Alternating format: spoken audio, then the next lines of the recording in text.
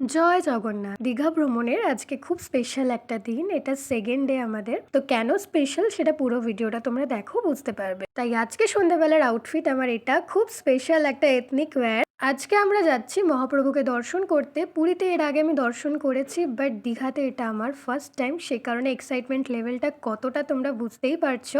আমাদের খুব বেশি একটা লাইন দিতে হয়নি, কিছুটা লাইন ছিল। আর জায়গাটা এতটাই বড় যে এত লোক হওয়া সত্ত্বেও ভিড়টা বোঝা যাচ্ছিল না। জাস্ট এই জায়গা থেকে দেখো এত সুন্দর লাগছে। আর যত আমরা কাছে যাচ্ছি মন্দিরটা আরো বেশি সুন্দর লাগছে। লাইটিং থেকে চালু করে স্ট্রাকচার খুব নিখুঁত, খুব সুন্দর। যারা এখনো যাওনি আমি বলবো যাও, একবার ঘুরে এসো। এতটা দৈবিক জায়গা, মানে ওই জায়গায় তুমি এন্টার করার পরে তুমি বাইরের সব কিছু ভুলে যাবে, মন প্রচন্ড শান্ত হয়ে যাবে। আমি এতটা ভালো ফিল করেছি ওই জায়গায় গিয়ে, আমি তোমাদের বোঝাতে পারবো না। আমরা যতক্ষণ ওখানে ছিলাম আমার মনে হয় টাইমটা কম পড়ে গেছিল। আমরা বন্ধ হওয়ার 1 ঘন্টা আগে গেছিলাম। তো তোমরা যদি যাও একটু হাতে সময় নিয়ে যাবে। আমি তো এর পরের বার ডেফিনেটলি যাব, আর গেলে অনেকটা সময় নিয়ে যাব, অনেকক্ষণ ওখানে বসে থাকবো।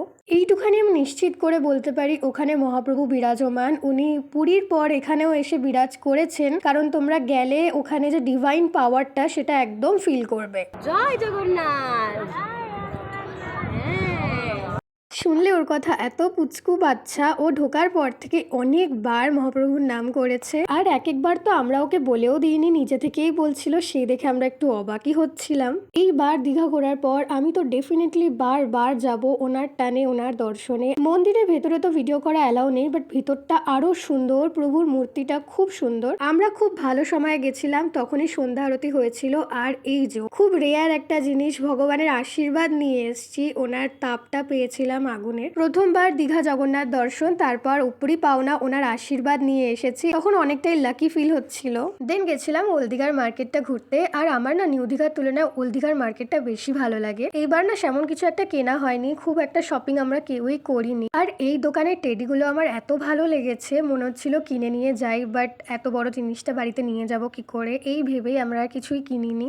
আমাদের পুচকুর না একটা ছোট্ট ডিমান্ড ছিল যাতে ওকে গাড়িতে আবার বসানো হয়। আর কোনো ডিমান্ড নেই বেচারার, তো ওকে এইটুখানি জাস্ট গাড়িতে একটা রাইড দেওয়া হয়। আমার আরও একটা ভাই আছে যে আসতে পারেনি তার স্কুলের রেজাল্টের জন্য, বাট কোনো ব্যাপার না, নেক্সট টাইম আবার একটা ভালো ট্রিপ হবে সবাই একসাথে। আজকে অনেক ঘোরাঘুরি হলো, এবার ফিরতে হবে হোটেলে, অনেকটাই রাত হয়ে গেছে। আর মিমির না একটা ছোট ডিমান্ড ছিল যে মিমি এরকম ভ্যানে যাবে, কোনো গাড়িতে যাবে না। একটা দারুণ অভিজ্ঞতা হয়েছে। সেই স্কুলে যখন ছোট ছিলাম তখন যেতাম, আর প্রায় অনেকগুলো বছর পর এরকম ভ্যানে উঠলাম, আর খুব মজা হয়েছে। দেন রুমে এসে আমার একটা ভিডিও শুট করা ছিল, সেটা করে নিলাম। So that's it for today. দেখা হচ্ছে নেক্সট ব্লগে। Bye bye.